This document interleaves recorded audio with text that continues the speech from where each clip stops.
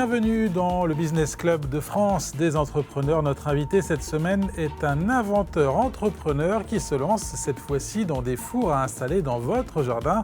Mais tout de suite, c'est le sommaire avec vous, Michel Picot. Bonjour.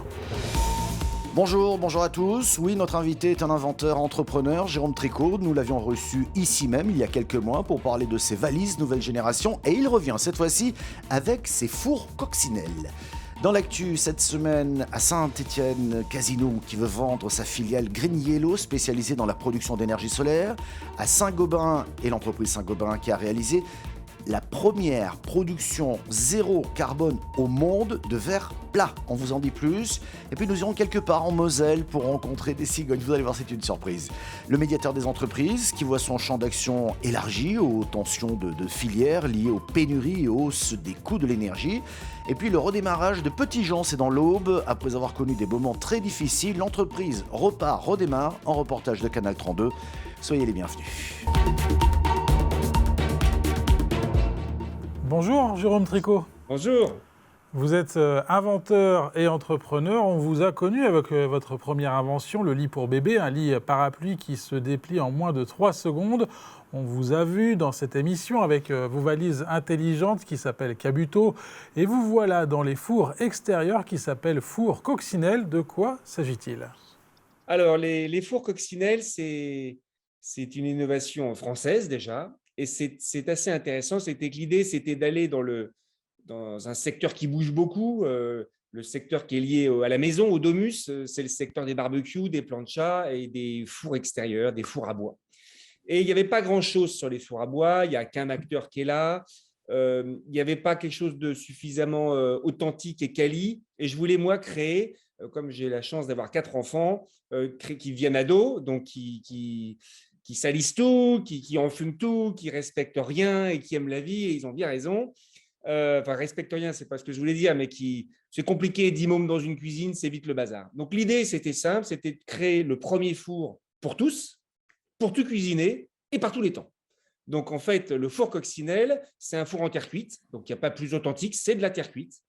C'est fait à la main, c'est poncé, ensuite c'est émaillé, c'est chauffé à 1000 degrés, donc comme dans l'ancien temps dans les fours à chaud, hein, et c'est donc garanti à vie, puisque c'est incassable, non gélif, ça reste en extérieur, on le pose dans le jardin. Alors il est transportable, mais il fait comme 30 kilos, hein, mais il est transportable, et c'est la combustion idéale en fait.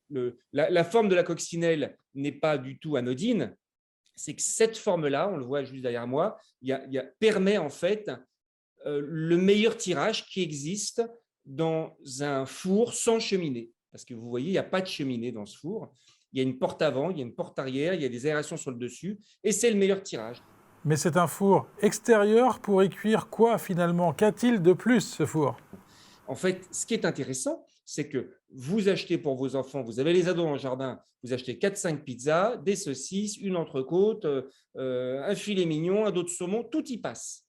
Puisque le four va de 100 à 400 degrés. Et comme il est en terre cuite, il est réfractaire, ce qui n'est pas le cas des fours qu'on a actuellement aujourd'hui sur le marché.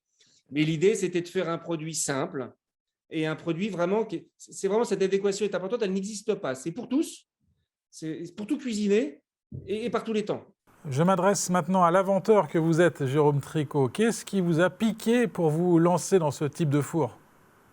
Alors, ce qui m'a piqué, ça c'est tous les jours quand on est inventeur et ou entrepreneur, mais tous les inventeurs sont un peu entrepreneurs et tous les entrepreneurs sont souvent un peu inventeurs. C'est quand même un monde qui est relativement lié. L'idée, c'est ce qu'on appelle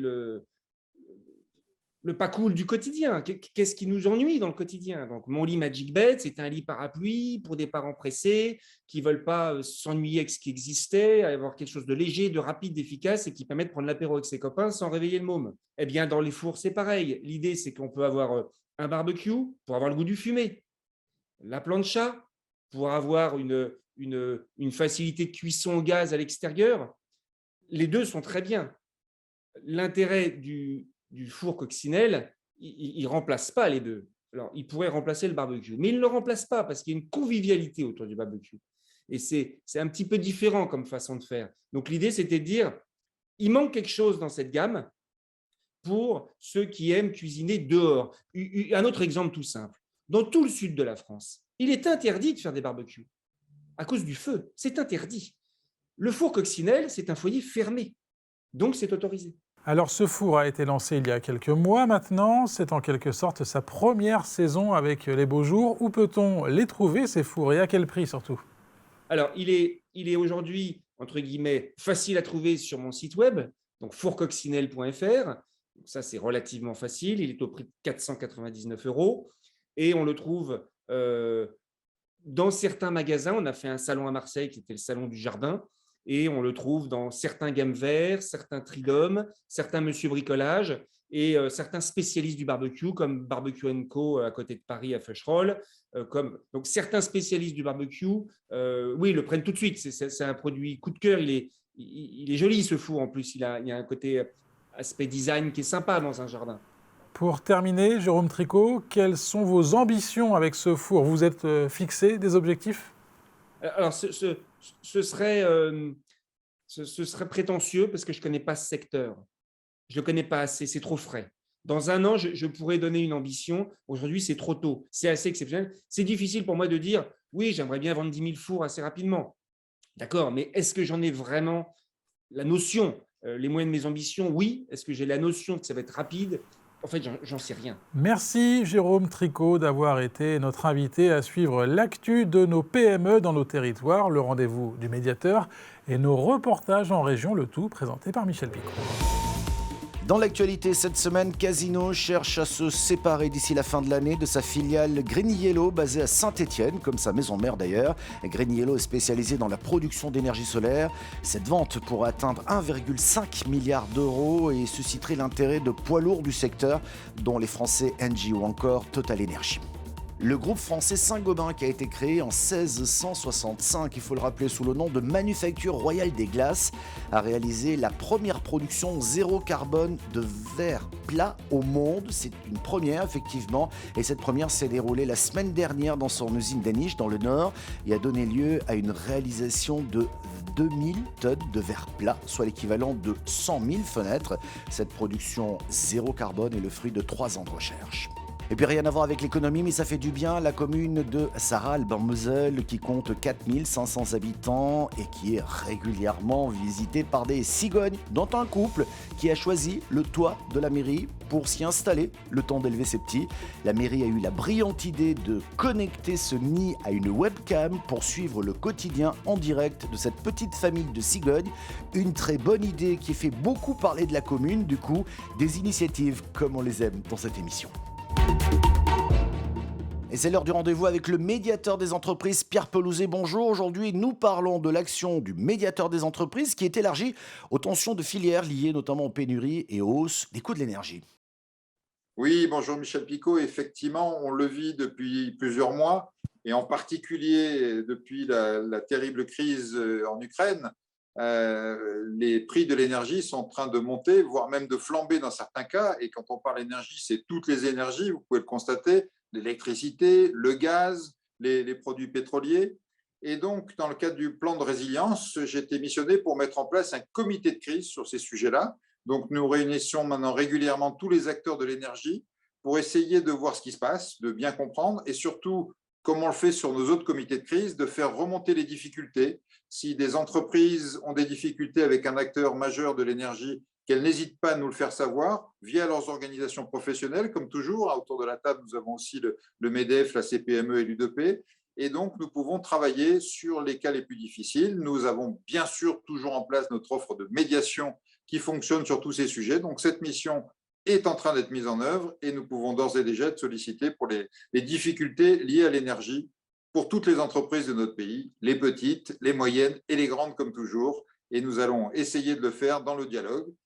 Nous ne pouvons évidemment pas aller contre cette hausse de l'énergie, mais nous pouvons aider à ce qu'elle soit un petit peu plus acceptable, un petit peu plus discutée avec les fournisseurs et avec les clients, de manière à amortir le choc le plus possible. Tiens, revoici nos cigognes à Sarralbe en direct. Allez, on reste dans l'est de la France. On va plus précisément à Saint-André-les-Vergers dans l'Aube, à la rencontre de la société Petit-Jean, reprise et sauvée. L'entreprise qui fabrique notamment des poteaux électriques souhaite reconquérir de nouveaux marchés, notamment outre-Atlantique ou encore en Afrique. Un reportage de Christian Vira de Canal 30. Depuis son rachat, le chiffre d'affaires de Petit-Jean est en constante augmentation. Il s'élève à 51 millions d'euros en 2021. Malgré une concurrence internationale forte, pour se démarquer, l'entreprise compte sur la qualité de ses poteaux. Dès 2012, cet atelier de galvanisation a été rénové.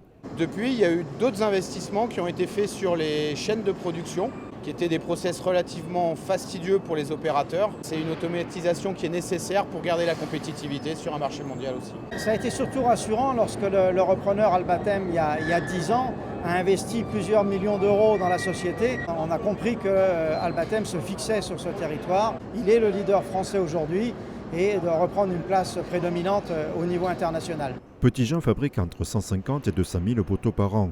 Si l'Afrique et les dom-toms constituent des marchés en forte croissance, ici, le directeur de Business France est venu rappeler l'existence de son réseau de 700 correspondants dans 60 pays. Quand la Petit-Jean voyage, elle est accueillie à la descente de l'avion par des gens qui lui ont préparé sa mission et qui vont lui permettre de gagner du temps et, si possible, de ne pas rencontrer les partenaires véreux ou pas intéressants. Vous voyez, on a fait une sélection pour eux. On peut leur aider à réduire le risque et à accélérer le temps.